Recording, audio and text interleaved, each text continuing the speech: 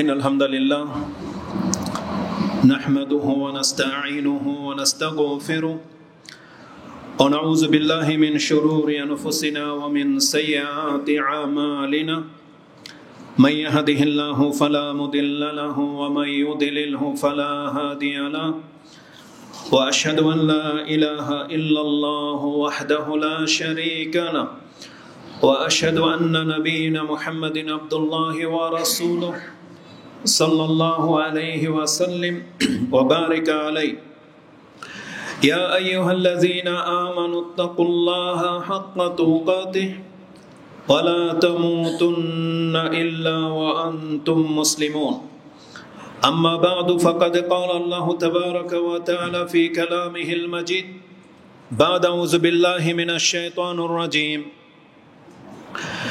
فهل ينظرون إلا الساعة أن تأتيهم بغتة فقد جاء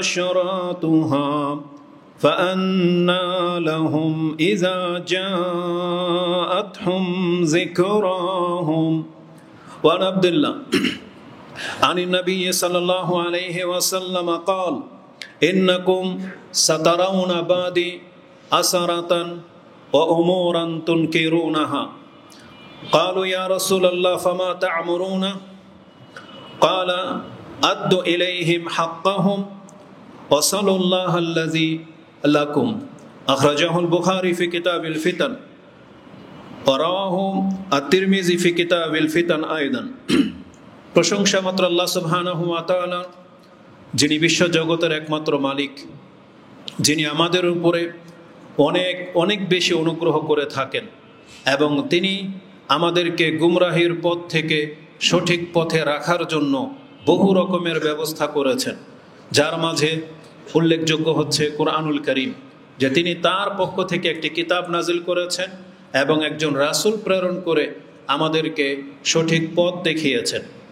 তার এহসানের মধ্যে অনেক বড় একটা এহসান যে তিনি আমাদের জন্য তওবার রাস্তা রেখেছেন এবং সেই তওবা কোন পর্যন্ত গ্রহণযোগ্য হবে সেই সময়সীমাও তিনি আমাদেরকে জানিয়েছেন এবং তিনি আমাদেরকে জানিয়েছেন যে পৃথিবী একদিন থাকবে না, ধ্বংস হয়ে যাবে।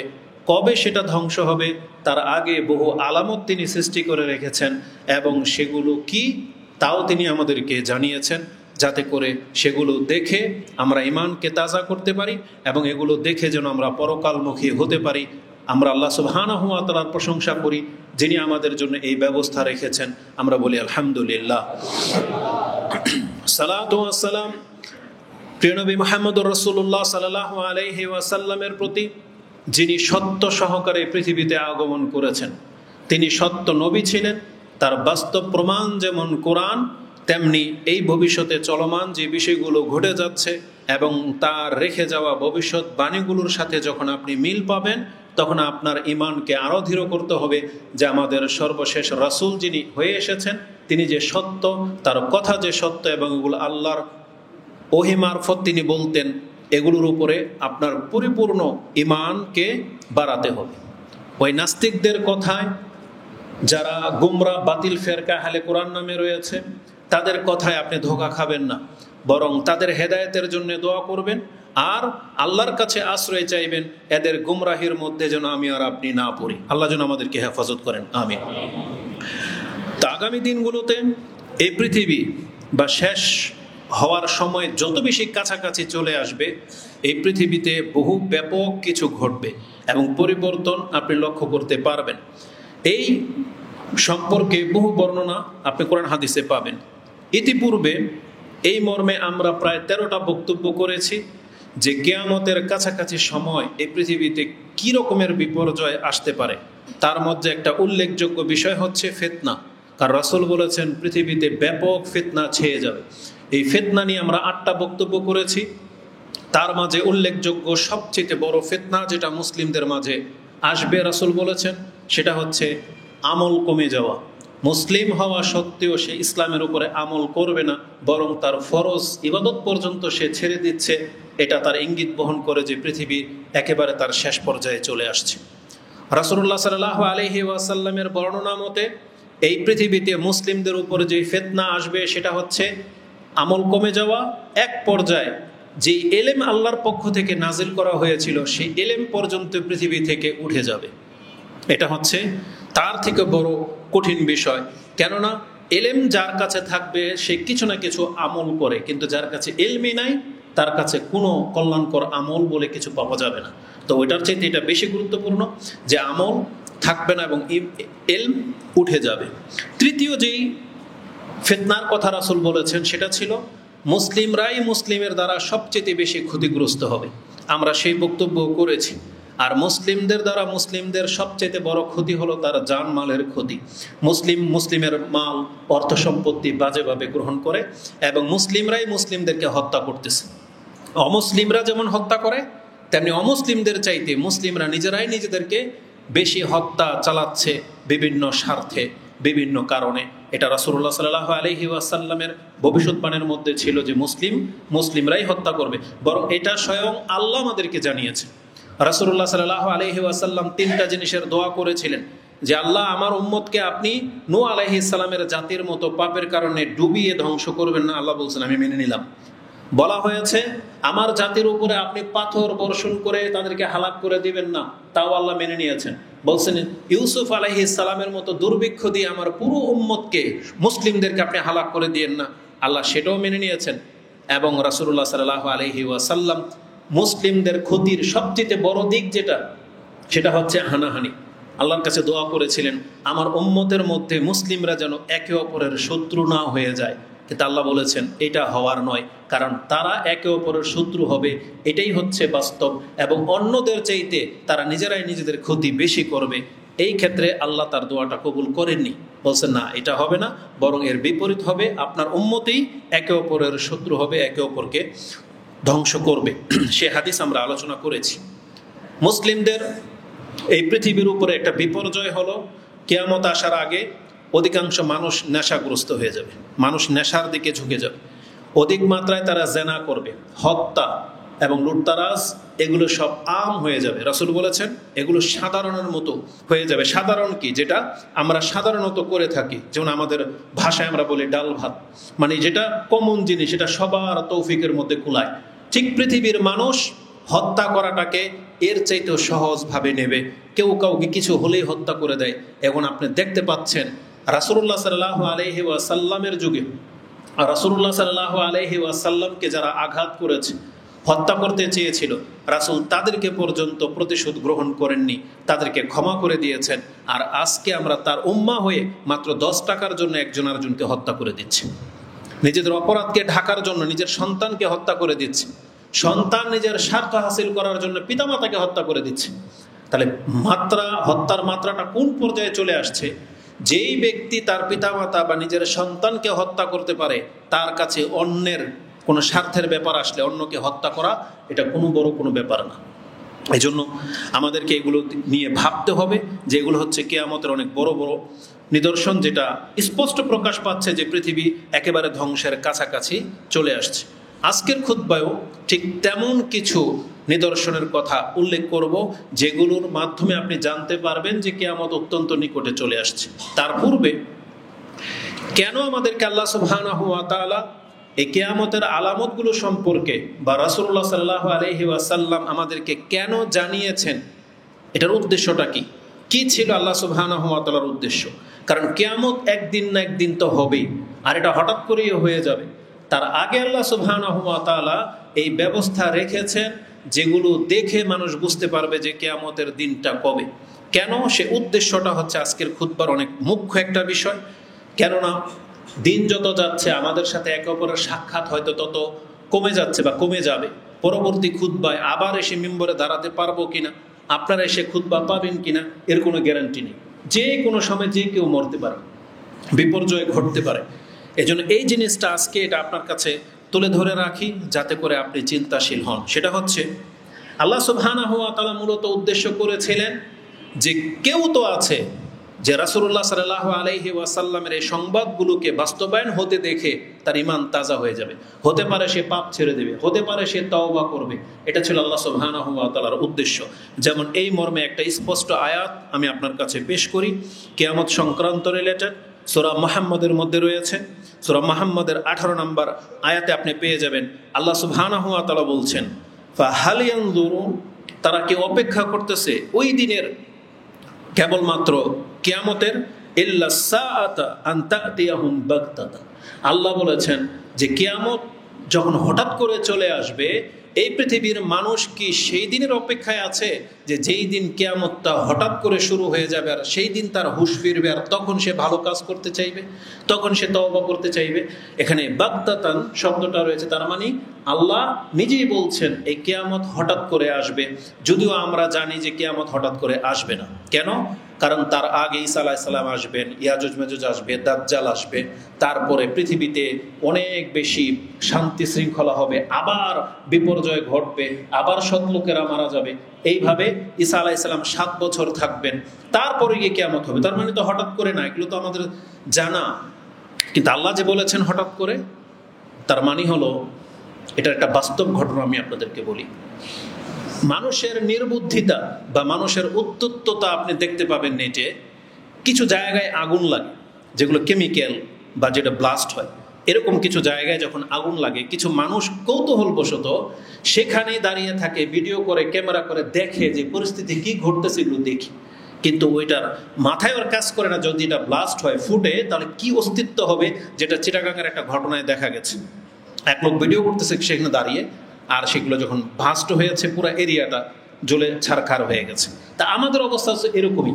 আজকে আমরা অধিকাংশ মুসলিম যারা জুমার খুতবায় মসজিদে আসি, এই কথাগুলো শুধু তারা জানে, কিন্তু বাহিরে যারা আছে, যারা মিটিং মিছিলে রাস্তাঘাটে আছে, যাদের এই খুতবাগুলো যাদের কান পর্যন্ত যায় না, যাদের সাথে কোরআন হাদিসের কোনো সম্পর্ক নাই, ধর্মীয় কোনো কিছু সম্পর্ক নাই, আপনি ওকে জিজ্ঞেস করেন, ও কিয়ামত সম্পর্কে কোনো কিছুই খবর রাখেন।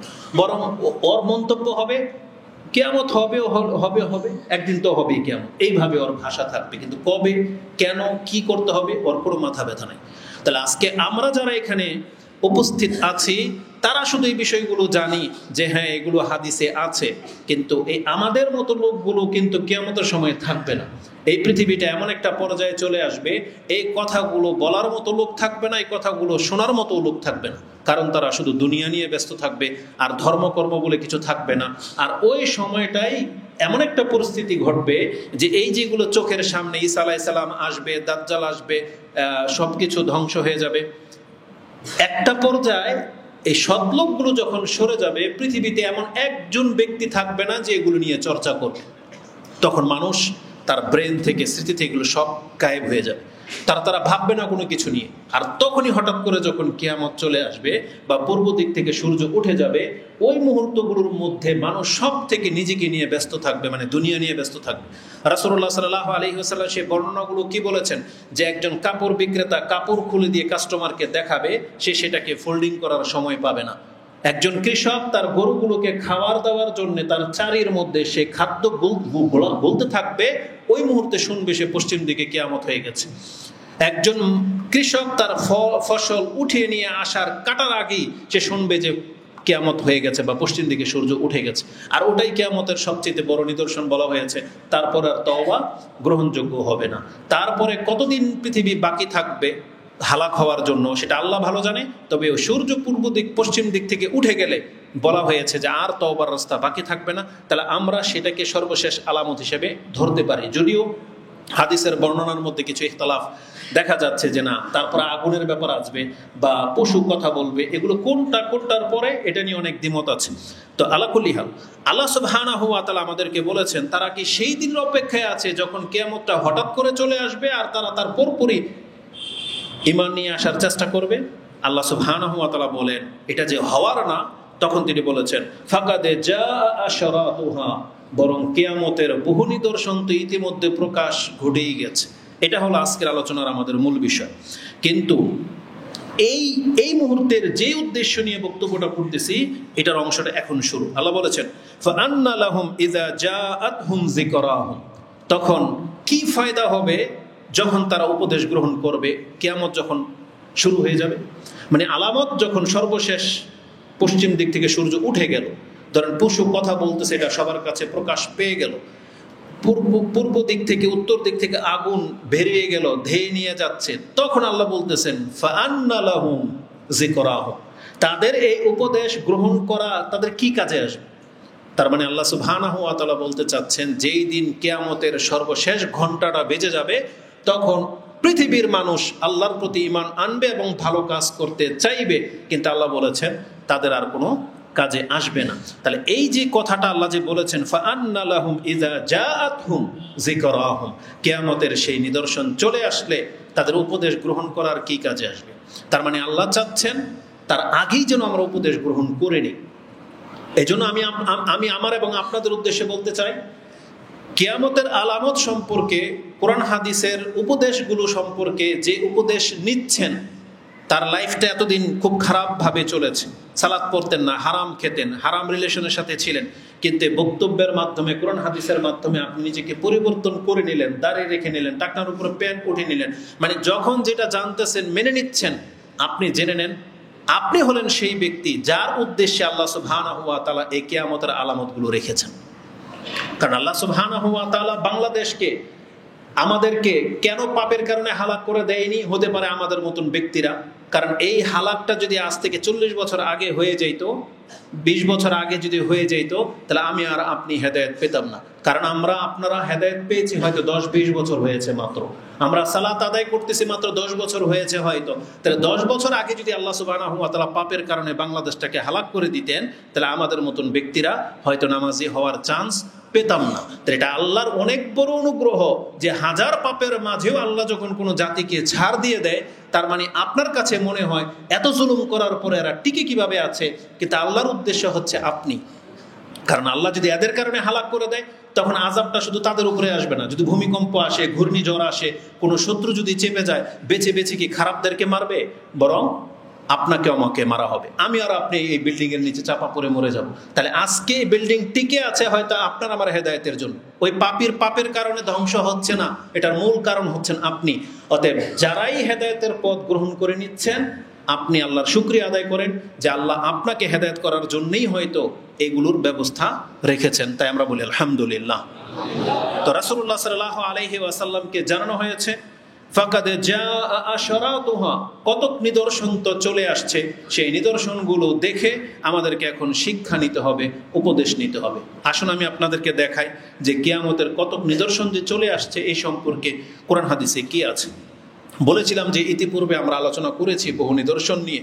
তার মধ্যে একটা নিদর্শন হলো রাসূলুল্লাহ সাল্লাল্লাহু আলাইহি ওয়াসাল্লামের আবির্ভাব। তার মানে পৃথিবীর শেষ সময়েই সর্বশেষ রাসূল পৃথিবীতে আসবে। আল্লাহর এই নিয়ম অনুযায়ী সর্বশেষ রাসূল কিন্তু পৃথিবীতে এসে গেছে। সর্বশেষ কিতাব নাজিল হবে, কোরআন কিন্তু নাজিল হয়ে গিয়েছিল। রাসূলুল্লাহ সাল্লাল্লাহু আলাইহি ওয়াসাল্লাম বলেছেন, বুইস্তু আনা ওয়াস সাআতু কাহাতাইনি, আমি আর কিয়ামত এসেছি এতটুকু সময়ের ব্যবধানে। তার মানে রাসূলুল্লাহ সাল্লাল্লাহু আলাইহি ওয়াসাল্লাম এখানে এসেছেন, এখানে আসলেই কিয়ামত হয়ে যাবে পৃথিবী। যদিও 1400 বছর হয়ে গেছে, কিয়ামত এখনো হয়নি, তবে জেনে রাখেন এটার মাত্রা খুব কম। যদিও আজকে 1400 বছর হয়ে গেছে এতটুকু পার হতে। এখান থেকে পৃথিবীর ইতিহাস কত পুরানো তাও আপনি একটা ক্যালকুলেশন করতে পারবেন যে কত পুরানো এই পৃথিবী।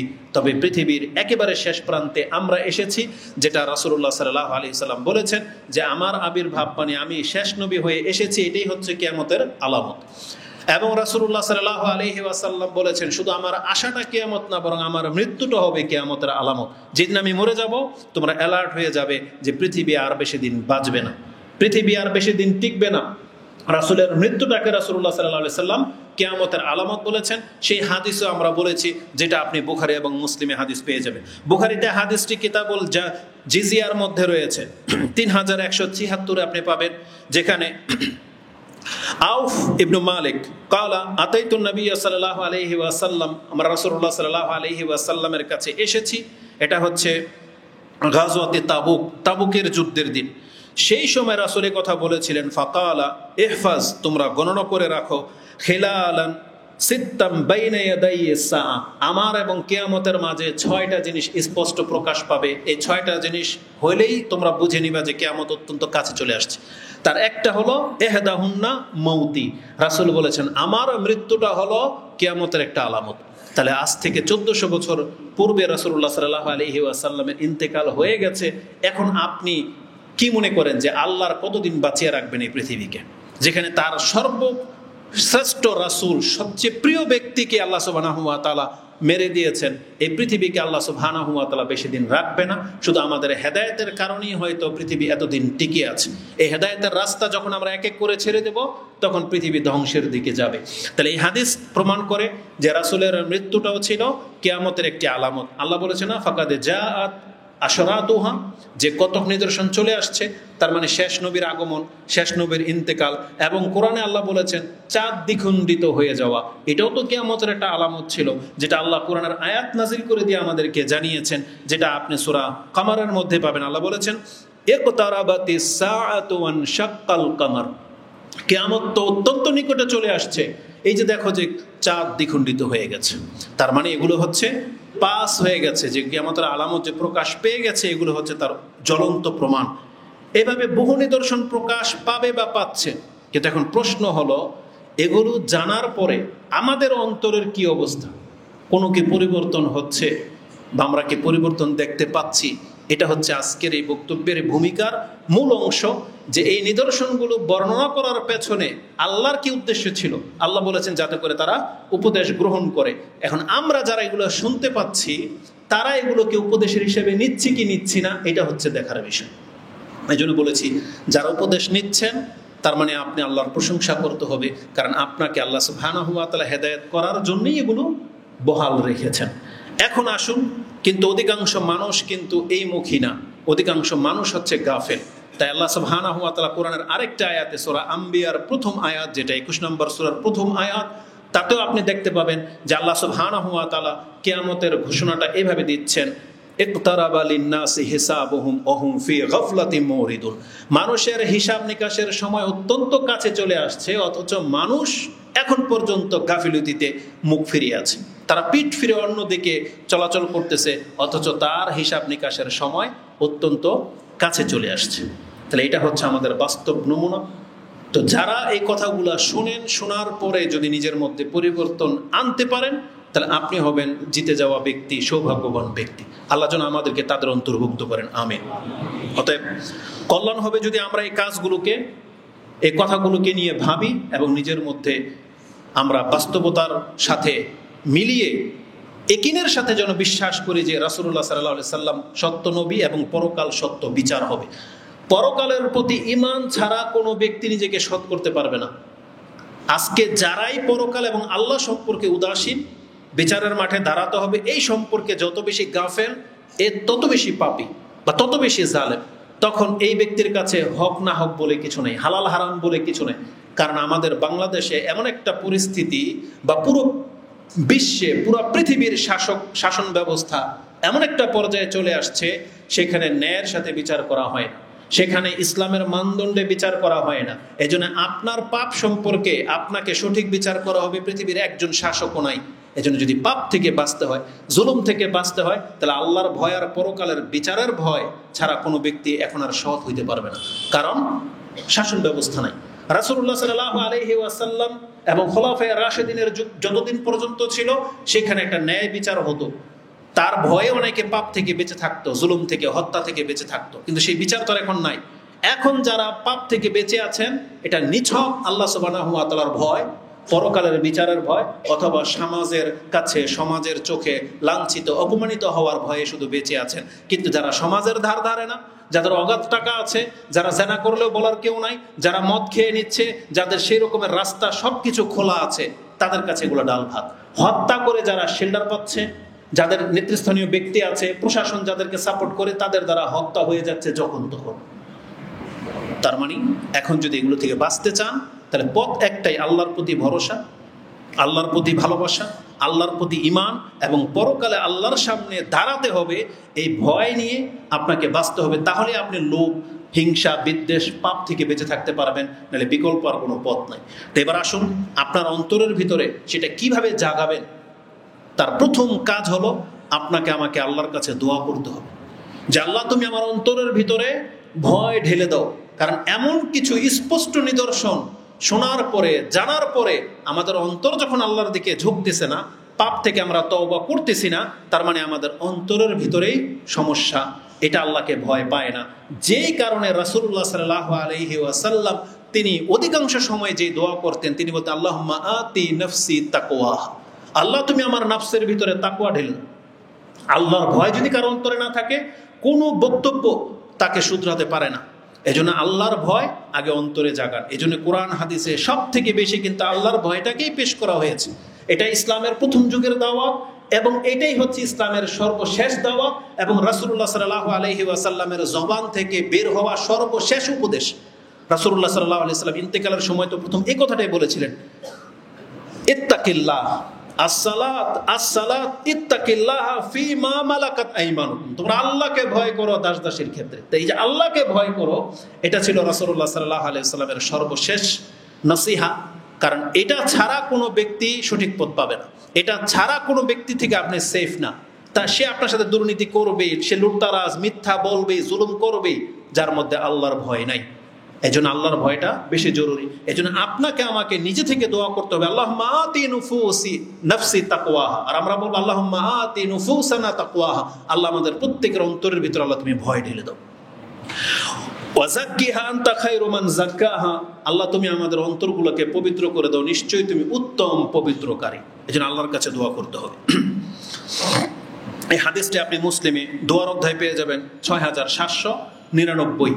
6799-তে দোয়াটা আছে এবং দোয়ার মধ্যে অনেকগুলা ধাপ আছে। এই দোয়াটা, এই হাদিসটা প্রত্যেকে মুখস্থ করবেন। সেখানে আল্লাহর কাছে বহু কিছু থেকে আশ্রয় চাওয়া আছে।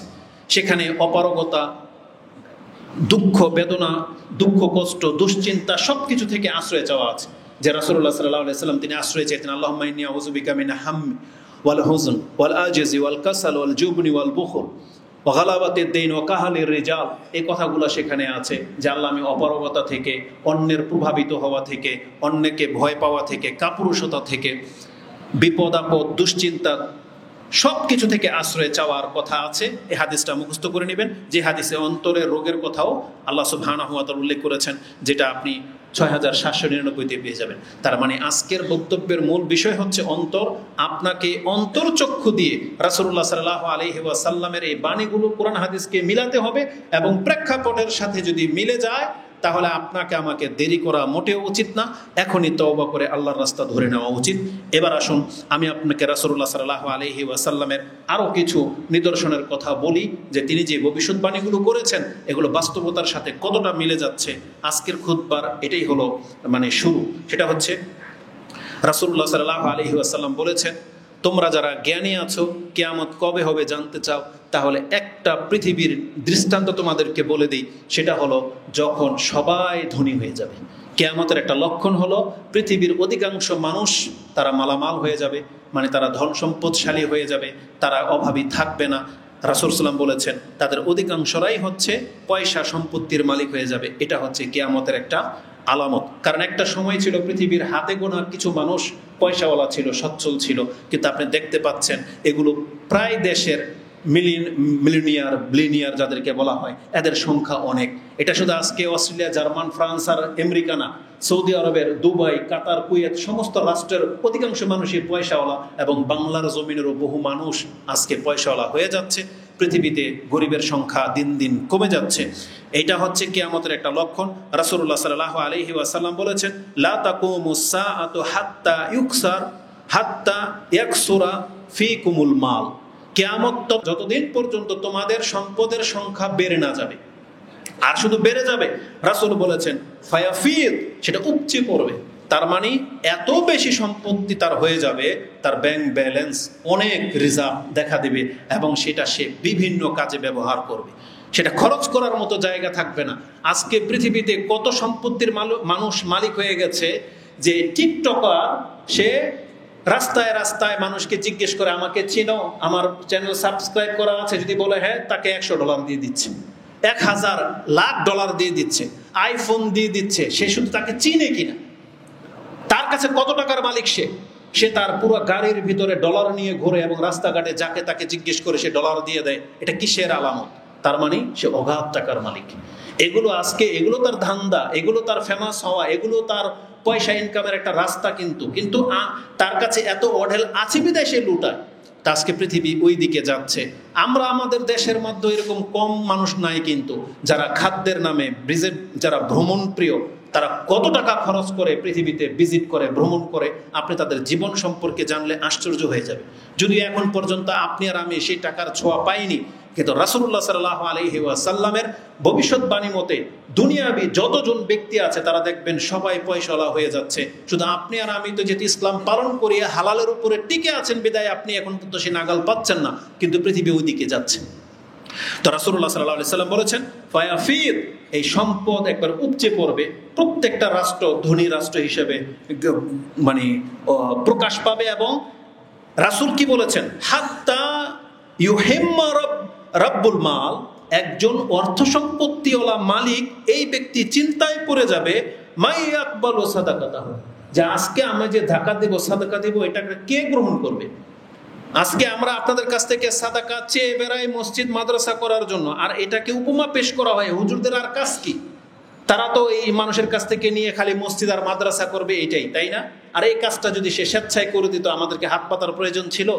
কোনো প্রয়োজন ছিল না। কিন্তু আপনার মতো নির্বুধ ব্যক্তি টাকা পয়সার মালিক হয়ে গেছেন, আপনি তো ক্লাব, এটা সেটা, পার্ক, উমুক তুমুক সেগুলো তৈরি করেন। আপনি স্বেচ্ছায় যদি মসজিদ করে দিতেন তাহলে তো আমাদেরকে আর এইভাবে টেবিল বিছাতে হতো না। তো কথা হচ্ছে যে আজও পর্যন্ত এইসব কল্যাণকর কাজে মানুষ দান খয়রাত করে খুব কম, কারণ পয়সাওয়ালারা বিভিন্ন মাজার, খানকা, ওই সমস্ত জায়গাতে বেশি ব্যবহার করে। তো আলাকুলি হাল, একজন ব্যক্তি তার সাদাকা নিয়ে ঘুরবে, সে আশঙ্কায় পড়ে যাবে যে আমার এই সাদাকা কে গ্রহণ করবে। আর তার বাস্তব উদাহরণ হচ্ছে ফেতরার দিন, ঈদের আপনার 2.5 কেজি চাউল, 3 কেজি চাউল, আপনি বিপাকে পড়ে যান যে আমার কাছ থেকে ঈদের দিন চাল কে নেবে। চালের এখন কদর নাই। ঈদের দিনে আপনি চাল দেন ফেতরা, অধিকাংশ মানুষ গ্রহণ করার মতো নাই। তার মানে তার কাছে এখন চাউলটা মানে সামান্য কিছু হয়ে গেছে, তাই না? এটা একটা দৃষ্টান্ত আপনি মনে রেখেন। তো রাসূল বলেছেন পৃথিবীতে সম্পদ বেড়ে যাবে। শুধু পৃথিবীতে সম্পদ বাড়বে না, এমন একটা এক্সাম্পল দেওয়া হয়েছে যে যাদের পায়ের নিচে জুতা ছিল না তারা অট্টালিকার বড়াই করবে, পয়সা ওই পর্যন্ত যাবে। রাসূলুল্লাহ সাল্লাল্লাহু আলাইহি ওয়াসাল্লাম থেকে আরেকটা বর্ণনা রয়েছে, ওমর ইবনুল খাত্তাব রাদিয়াল্লাহু তাআলা আনহু, হাদিসে জিবরিল, যেটা জিবরিল আলাইহিস সালাম রাসূলুল্লাহ সাল্লাল্লাহু আলাইহি ওয়াসাল্লামের সাথে এসে বসে জিজ্ঞেস করেছিলেন যে মাতাসসা বা আখবিরনি আনিসসা, আমাকে কিয়ামত সম্পর্কে বলেন। তখন রাসূল তাকে বলেছিলেন মাল মাসউল আনহা বিআলামা মিনাস সাইল, যিনি আমাকে প্রশ্ন করলো কিয়ামত কবে হবে এটা তার চাইতে প্রশ্নকারী বেশি জানে না। তার মানে যিনি প্রশ্ন করলেন তিনিই বেশি জানেন এই ক্ষেত্রে। কারণ কি, রাসূলুল্লাহ সাল্লাল্লাহু আলাইহি ওয়াসাল্লামের কাছে যত গায়েবের খবর আসছে তার অধিকাংশটাই হচ্ছে জিবরিল আলাইহিস সালামের মাধ্যমে। 2-1টা হয়তো আল্লাহ সুবহানাহু ওয়া তাআলা স্বপ্নে দেখিয়েছেন বা সরাসরি ইলহাম করেছেন, কিন্তু অধিকাংশ 90% ওহী এই জিবরিল আলাইহিস সালাম পৃথিবীতে বহন করে নিয়ে এসেছিলেন। কিছু আছে অন্যান্য ফেরেশতারা এনেছেন। তাহলে এই জন্যই বলেছেন যিনি আমাকে প্রশ্ন করলেন কিয়ামত কবে হবে এটা তার চাইতে তো আমি বেশি জানি না। এভাবে তিনি কথাটাকে মানে পাস করে দিলেন। তারপর তিনি বললেন তাহলে ঠিক আছে, আমাকে কিছু নিদর্শন বলেন, কিয়ামত কখন হবে এটা কি করে বোঝা যাবে, এমন কোন নিদর্শন আছে? তখন রাসূলুল্লাহ সাল্লাল্লাহু আলাইহি ওয়াসাল্লাম বলেছেন ফাআখবিরনি আন আমারাতিহা ক্বালা আন তালিদাল আমাতু রাব্বাতাহা, কিয়ামতের একটা অনেক বড় নিদর্শন হলো দাসী তার মুনিবকে জন্ম দিবে। এটার বাস্তবতা যে কি হতে পারে এখন পর্যন্ত পৃথিবীতে প্রকাশ পায় নাই, যদিও বহু ঘটনাকে কেন্দ্র করে আলেমরা বলতেছে এই যে দাসীর সাথে, খাদ্দামার সাথে যারা যে সমস্ত সৌদিয়ানরা, আরবরা খারাপ কাজ করে প্রেগনেন্ট হয়ে যায়, ওদের বাচ্চাগুলোই আবার পরে মালিক হয়ে যাচ্ছে, এটা হইতে পারে। কিন্তু রাসূলুল্লাহ সাল্লাল্লাহু আলাইহি ওয়াসাল্লাম যখন কোনো ভবিষ্যৎবাণী করেছেন এটা পানির মতো স্পষ্ট হয়ে যাবে, ওই সময় এখন পর্যন্ত আসেনি। তাই জন্য এখান থেকে আমি স্কিপ করতেছি যে সেটা কি এখন পর্যন্ত আমাদের জানা নাই। কিন্তু তারপরের গুলো দেখেন, ওয়ান তারাল হুফারাতা আল ওরাতা আল আলাতা, তুমি দেখতে পাবে যারা ছিল উলঙ্গ, যারা ছিল খালি পায়ে, তারা আলাতা, তারা উপরের স্তরে চলে আসবে। মানে যারা একেবারে নিঃস্ব ছিল তারা পৃথিবীর টপ লেভেলের মানুষ হয়ে যাবে। এবং তাদের আরেকটা কি, রিয়া আশাই, এবং বলা হয়েছে যারা বকরি চড়াতো এমন রাখালেরা ইয়াতাতাওয়ালুনা ফিল বুনিয়ান, তারা বড় বড় আট্টালিকার বিনা মানে বড় বড় আট্টালিকার প্রতিযোগিতায় লিপ্ত হয়ে যাবে। অথচ তাদের গুণ কি ছিল, ইতিপূর্বে তারা ছিল রাখাল, তাদের আর্থিক ইনকাম শুধু বকরি চড়ানো ছাড়া আর কিছু ছিল না, কিন্তু এত টাকা পয়সার মালিক তারা হয়ে যাবে যে এক রাখাল আরেক রাখালের উপরে তারা কি করবে? প্রতিযোগিতায় লিপ্ত হবে যে কার বিল্ডিংটা কত বড় হবে। আপনি যদি ইতিহাস জানেন, রাসূলুল্লাহ সাল্লাল্লাহু আলাইহি ওয়াসাল্লামের যুগ থেকে দুবাইও রাখালির ইনকাম ছিল, তাদের বকরি উট চড়ানো। সৌদি আরবের ইনকাম এটাই ছিল, কারণ তখন তার তেল বেরোয়নি। তার আগের তাদের মৌলিক কাজ কি ছিল? যেমন আমাদের বাংলাদেশের মৌলিক কাজ কি? কৃষি। ঠিক সৌদি আরবের মৌলিক কাজ ছিল এই গরু ছাগল পালা, মানে উট বকরি পালা, এটাই ছিল। স্বয়ং রাসূলুল্লাহ সাল্লাল্লাহু আলাইহি ওয়াসাল্লামও কিছু দিরহামের বিনিময়ে তাকেও কিছু কাল বা কিছু সময় বকরি তাকে চড়াতে হয়েছিল। এটা আল্লাহ সুবহানাহু ওয়া তাআলার বিশেষ একটা হিকমা ছিল। কিন্তু এই মানে জাতিটা এই টাইপের ছিল, তাহলে রাসূলুল্লাহ সাল্লাল্লাহু আলাইহি সাল্লাম যে বলেছেন যারা এতদিন বকরি চড়াতো তারা এখন বিল্ডিং এর প্রতিযোগিতা করবে, আর আপনি বাস্তবতা দেখতে পাবেন দুবাই, সৌদি আরব, বাহরাইন, কাতার, কুয়েত, এরাই সবচেয়ে বেশি প্রতিযোগিতায় লিপ্ত যে কার আট্টালিকাটা কার চাইতে বড় তারা করবে। এগুলো হচ্ছে তার বাস্তব প্রমাণ। তো রাসূলুল্লাহ সাল্লাল্লাহু আলাইহি সাল্লাম বলেছেন এগুলো দেখার পরেও যদি কোনো ব্যক্তির ঈমান তাকে সাপোর্ট না করে, তার ঈমান তাকে আল্লাহর পথ দেখাতে সাহায্য না করে, তাহলে এই ব্যক্তি হতভাগা ছাড়ার কিছু হবে না।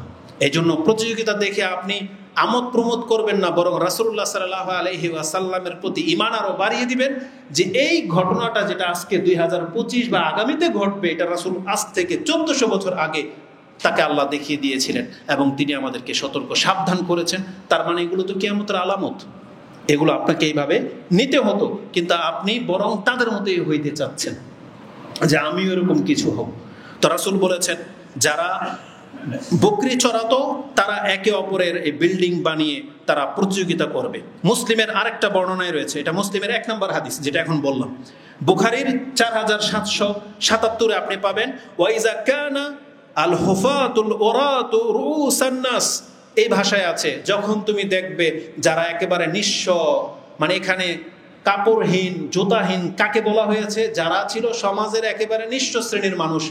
রাসূল বলেছেন তারা হয়ে যাবে সমাজের মাথা, রুউসান নাস, মানুষের মাথা হয়ে যাবে তারা। তখন তুমি বুঝতে পারবে যে এটা হচ্ছে কিয়ামতের একটা আলামত, কারণ সেখানে সম্মানিতরা আর সম্মানিত থাকবে না, বরং টাকা পয়সার কারণেই অসম্মানিতরা নিচুরাই উপরে উঠে যাবে। আর যখন কোনো নিচু শ্রেণীর মানুষ উপরে উঠে যায়, আপনি জেনে নেন তার নেচার কিন্তু গেউ, তার নেচার হচ্ছে অহংকার, তার নেচার হচ্ছে অন্যকে ছোট করা। তখন এই পৃথিবীতে আর শান্তি শৃঙ্খলা সম্মান বলে কিছু থাকবে না। এটা রাসূলুল্লাহ সাল্লাল্লাহু আলাইহি সাল্লাম উল্লেখ করেছেন। বুখারীর আরেকটা শব্দ হচ্ছে ইয়াতাতাওয়ালু আন-নাসু ফি বুনিয়ান, এটা ওই গরু ছাগল না, মানে রাখাল না, বরং বলা হয়েছে যে কোনো মানুষই যখন পয়সাওয়ালা হয়ে যাবে তখন তাদের পয়সার মূল কাজই হলো কার বাড়ি কত বড় হবে, কত চমৎকার হবে, এটা নিয়ে তারা প্রতিযোগিতায় লেগে থাকা। কিন্তু উসমান রাদিয়াল্লাহু তাআলা আনহু তারপরে কারণকে যে উপদেশ দেওয়া হয়েছিল যে ওয়ালা তানসা নাসিবাকা মিনাদ দুনিয়া ওয়া আহসিন কামা আহসানাল্লাহু ইলাইক, আল্লাহ তোমার উপরে যে ইহসান করেছে তুমিও সেই উত্তম কাজে লাগাও। তার মানে তোমার সম্পত্তিটাকে দিয়ে তুমি দুনিয়া এবং পরকালকে সুন্দর করো, যেটা উসমান রাদিয়াল্লাহু তাআলা করেছিলেন। কিন্তু আজকে অধিকাংশ মানুষ পয়সাওয়ালা হওয়াটা বড় অপরাধ না, বরং এই পয়সা হইলে সে পাপী বেশি হয় এবং পয়সাটাকে সে ওই প্রতিযোগিতামূলক কাজে ব্যবহার করে। যদি সেটা কল্যাণকর কাজে ব্যবহার করতো তাহলে এই পয়সা তো আর তার জন্য বরকতের কারণ হতো। যে হাদিস আমরা জানি যে ওই যে 5 ওয়াক্ত নামাজের পরে 33 বার সুবহানাল্লাহ আলহামদুলিল্লাহ আল্লাহু আকবার পড়লে কি নাকি হয়, ওই হাদিস আপনি জেনে নিন, কারণ এটা লম্বা হয়ে যাবে। তাহলে আমি যেটা বোঝাতে চেয়েছি, রাসূল ইসলামের একটা ভবিষ্যৎবাণী হলো অভাবীরা যখন পয়সাওয়ালা হয়ে যাবে আর এদের সংখ্যা যখন বেড়ে যাবে, তখন মুসলিম যারা ধর্মকর্ম বুঝে, যারা হালাল হারামের উপরে আছেন, আপনার ইমানটাকে তাজা করতে বলা হয়েছে যে তুমি আরো সতর্ক হয়ে যাও, তুমি জেনে নাও কিয়ামত সত্য, পরকাল হবে, কারণ এগুলো হচ্ছে তার বাস্তব প্রমাণ। দ্বিতীয় একটি লক্ষণ রাসূলুল্লাহ সাল্লাল্লাহু আলাইহি সাল্লাম বলেছেন, পরিচিত ছাড়া মুসলিমরাই একে অপরকে সালাম দেবে না, এটা কিয়ামতের কাছাকাছিতে ঘটবে। মানে যে শুধু চিনে, যাকে চেহারা ফেস চিনে তাকেই শুধু সে সালাম দেবে, কিন্তু রাস্তা দিয়ে কত চেহারা তার পাস হয়ে যায়, কাউকে সে সালাম দেবে না। সে সম্মানিত হোক আর অসম্মানিত হোক, বয়োজ্যেষ্ঠ ছোট বড় কেউ কাউকে সালাম দেয় না। এটা আপনি বাস্তবতার সাথে মিল পাবেন। রাসূলুল্লাহ সাল্লাল্লাহু আলাইহি ওয়াসাল্লামের এই হাদিসের মধ্যে দুর্বলতা আছে, কিন্তু একাধিক হাদিস থাকার কারণে এই হাদিসটাকে শোয়েব আল আরনাউত তিনি হাসান সনদে উল্লেখ করেছেন, যেটা আমি আপনার কাছে পেশ করতেছি। মুসনাদে আহমদে হাদিসটি 3664 রয়েছে। আব্দুল ইবনে মাসউদ রাদিয়াল্লাহু তাআলা তিনি একদিন যাচ্ছিলেন কোথাও, তার সাথে আরো অনেক ব্যক্তিরা ছিল, কিন্তু কোন এক ব্যক্তি শুধু আব্দুর রহমান মানে আব্দুল ইবনে মাসউদ রাদিয়াল্লাহু তাআলাকে সালাম দিয়েছেন, যে বলেছেন আসসালামু আলাইকা ইয়া আবা আব্দুর রহমান, হে আবু আব্দুর রহমান আপনার উপরে শান্তি বর্ষিত হোক। ফাকাল আব্দুল্লাহ, তখন আব্দুল্লাহ রাদিয়াল্লাহু তাআলা আনহু আব্দুল ইবনে মাসউদ তিনি তিনি ওটের উপরে ছিলেন, তখন তিনি জবাব দিয়েছেন এবং তিনি সাথে সাথে এটাও বলেছেন সাদাকাল্লাহু ওয়া রাসূলুহু, আল্লাহ এবং তার রাসূল যা বলেছেন সেটাই সত্য। তখন তাকে জিজ্ঞাসা করা হয়েছে, এই ব্যক্তি যখন আপনাকে সালাম দিয়েছেন তারপরে আপনি এই কথাটা কেন বললেন যে আল্লাহ এবং তার রাসূল যা বলেছেন এটাই সত্য? তখন তিনি হাদিসটা পেশ করেছিলেন, তখন তিনি বলেছিলেন ক্বালা ইন্নী সামি'তু রাসূলুল্লাহ সাল্লাল্লাহু আলাইহি ওয়াসাল্লাম ইয়াকুল ইন্না মিন আশরাতিস সাআ, এটা হচ্ছে কিয়ামতের একটা নিদর্শন বা আলামত, ইজা কানাতিত তাহিয়া আলাল মারিফা, যখন সালাম হয়ে যাবে শুধুমাত্র পরিচিতির উপরে, মানে যে যাকে চেনে, যেমন উনি পয়সাওয়ালা, উনি অনেক ধর্নাঢ্য ব্যক্তি, সম্মানিত ব্যক্তি বা পাওয়ারফুল বা কিছু, বা নিজের বাপ ভাইকে তো কেউ সালাম দেয় না, মানে এক কথায় যাকে যে চিনে শুধু তাকেই শুধু সে সালাম দেবে, কিন্তু হাজারো মুসলিম তার সামনে দিয়ে আসবে যাবে, কাউকে সে সালাম দেবে না। এটা রাসূলুল্লাহ সাল্লাল্লাহু আলাইহি সাল্লাম বলেছেন, যেটা কিয়ামতের আলামত। আরেকটা হাদিসে এটাও মুসনাদ আহমদে আছে 3838, তাতে আছে ইন্না মিন আশরাতিস সাআ আইয়ুসাল্লিমার রাজুলু আলার রাজুল লা ইউসাল্লিমু আলাইহি ইল্লা লিল মারিফা, একজন ব্যক্তি সালাম তো দেবে, তবে সালাম হবে শুধু পরিচয়ের ভিত্তিতে, যে যাকে চিনে তাকে শুধু সে সালাম দেবে। এটা বাংলার বিশ্বের সমস্ত জায়গার এই চিত্র, একটা জায়গা ছাড়া, কারণ আমি একবার সিলেটের একটা অঞ্চলে গিয়েছিলাম পীরগঞ্জ, সেখানে আমরা দেখেছি রাস্তায় দাঁড়িয়ে আছি, স্কুলের, এটা মাদ্রাসার পোলাপান না, স্কুলের পোলাপান, সিলেটের পীরগঞ্জের একটা জায়গা, স্কুলের পোলাপান, সে এমন কোনো ব্যক্তি নাই যে সালাম না দেবে, প্রত্যেকটা ছেলে হোক মেয়ে হোক ছোট ছোট আপনাকে দেখেছে সালাম দেবে এবং উচ্চ গলায় জোরে বলবে আসসালামু আলাইকুম।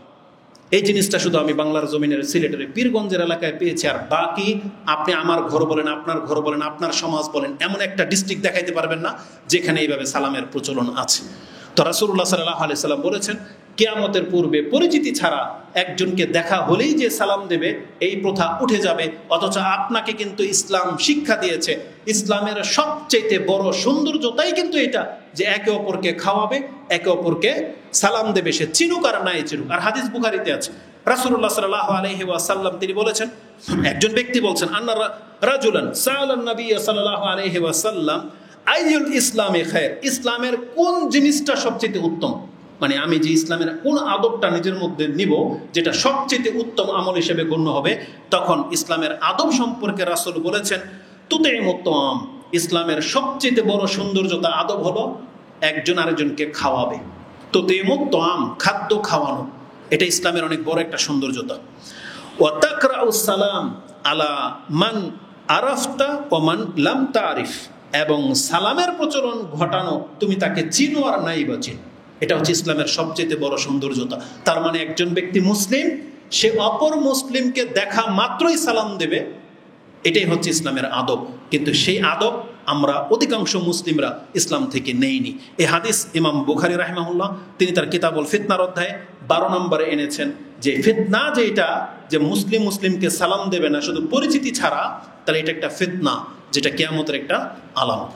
রাসূলুল্লাহ সাল্লাল্লাহু আলাইহি ওয়াসাল্লাম থেকে আরেকটা ভবিষ্যৎবাণী আমি আপনার কাছে জানিয়ে দিই, সেটা হচ্ছে স্বজনপ্রীতি বা স্বার্থপরতা। রাসূল বলেছেন কিয়ামতের পূর্বে পৃথিবীতে স্বজনপ্রীতি এত বেড়ে যাবে, দলীয়করণ, স্বার্থপরতা এত বেড়ে যাবে, তোমরা যখন দেখতে পাবে বুঝে নিবা কিয়ামত বেশি দিন বাকি নাই, সেটা অত্যন্ত কাছে চলে আসছে। এটা আব্দুল ইবনে মাসউদ রাদিয়াল্লাহু তাআলা তিনি বলেন আন্না রাসূলুল্লাহ সাল্লাল্লাহু আলাইহি ওয়াসাল্লাম আনিন নবী সাল্লাল্লাহু আলাইহি ওয়াসাল্লাম ক্বালা ইন্নাকুম সাতারাউনা বাদি আসারাতান, খুব শীঘ্রই তোমরা আমার পরে স্বজনপ্রীতি দেখতে পাবে, স্বার্থপরতা দেখতে পাবে।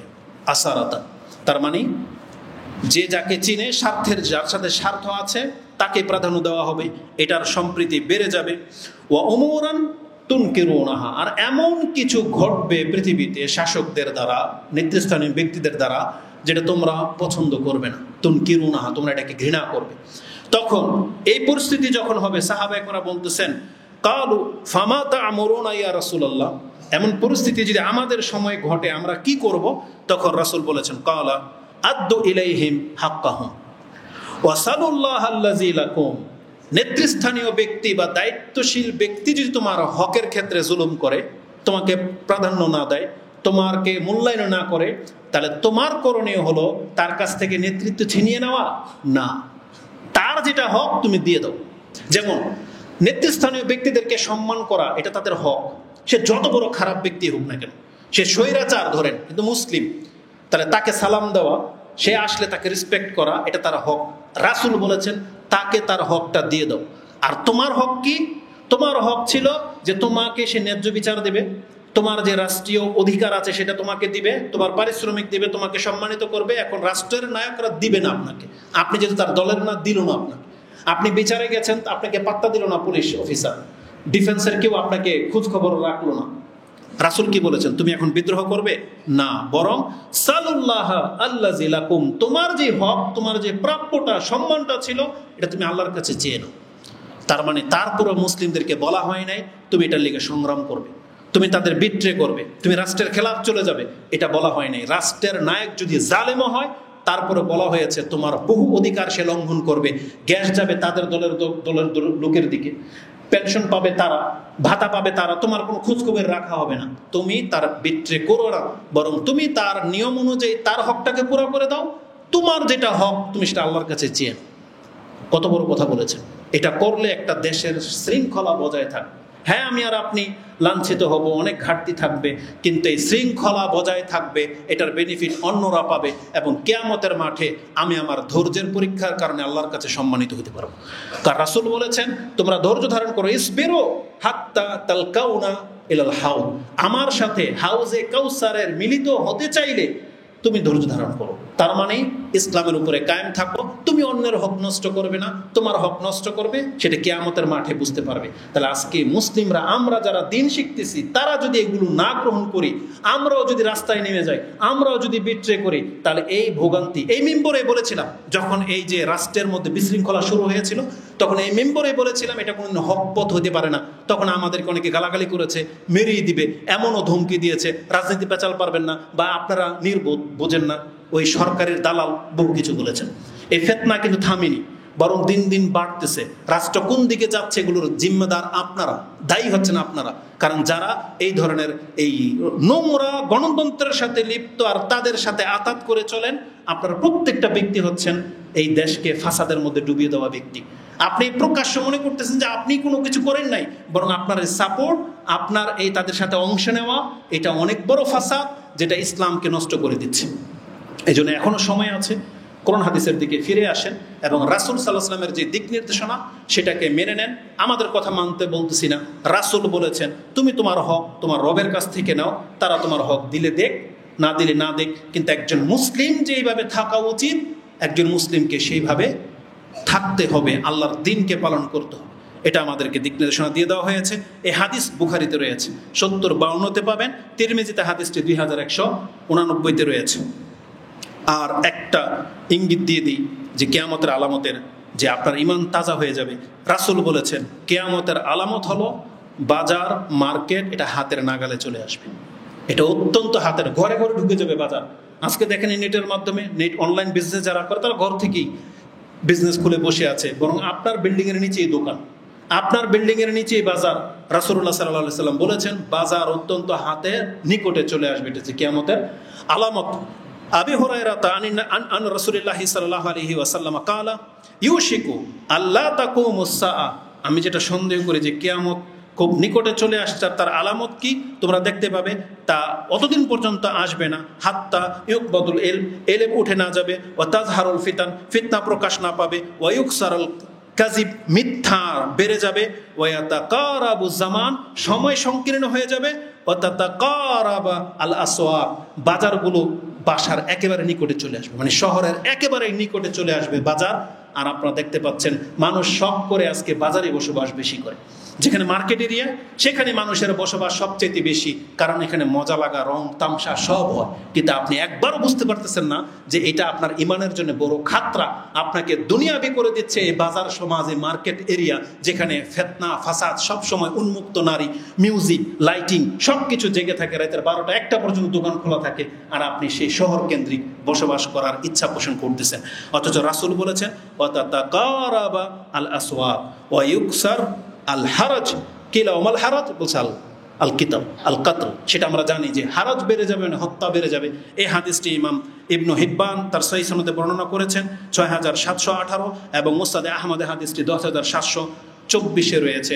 তার এই যে আজকে 4-5টা ভবিষ্যৎবাণী করা হয়েছে, আপনি দেখেন তো দেখি মিল পান কিনা। অধিকাংশ মানুষ পয়সাওয়ালা হয়ে যাচ্ছে, তারা উঁচু উঁচু বিল্ডিং এর প্রতিযোগিতায় লিপ্ত, সময় সংকীর্ণ হয়ে যাচ্ছে, বাজারগুলো একেবারে নিকটে চলে আসছে। তার মানে এখনো কি আরো কিছু দেখার বাকি আছে, যে স্বয়ং আল্লাহর ফেরেশতা নিজের চোখে দেখলে আপনি নামাজি হবেন, স্বয়ং ফেরেশতা দেখলে আপনি পর্দা করবেন, দেখলে আপনি দাড়ি রাখবেন? না, আমার মনে হয় এটা উচিত না। এই জন্য যারা সামান্য কথায় কোরআন হাদিসের পথ ধরে নিচ্ছেন, আপনি সৌভাগ্যবান ব্যক্তি। আমরা আল্লাহর কাছে দোয়া করি, আল্লাহ তুমি আমাদেরকে হেদায়েত দান করো। আকুলু লিকাউলি হাযা আস্তাগফিরুল্লাহ লি ওয়া লাকুম ওয়া লিসাইরিল মুসলিমিন ফাস্তাগফিরু ইন্নাহু হুয়াল গফুরুর রাহিম।